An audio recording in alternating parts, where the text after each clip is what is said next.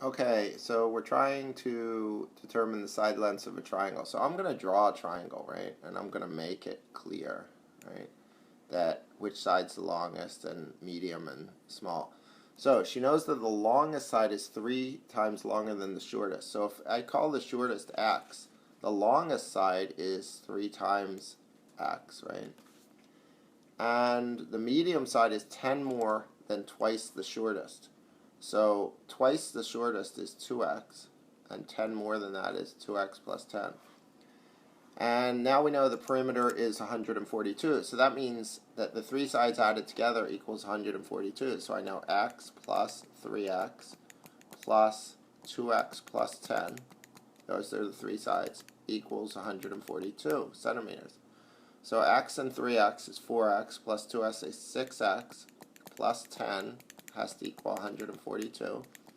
Subtract 10 from both sides, 6x equals 132, right? Divide both sides by 6, right? I'm going to come up here.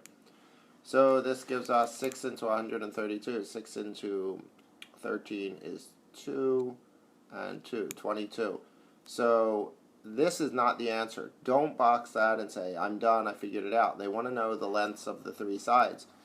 So if we look back over here, right, one of the sides is x, one of them is 2x plus 10, one of them is 3x. So we have to substitute that in. So one of the sides is 22, right? 22 is one of the sides. Another side is 3x, which is 3 times 22, which is 66. There's the second side. And the other side is 2x plus 10, right? And if x is 22, that's 44 plus 10, that's 54. So the three side lengths then are 22, 66, and 54 for the three side lengths. And again, you should include centimeters, right? Centimeters.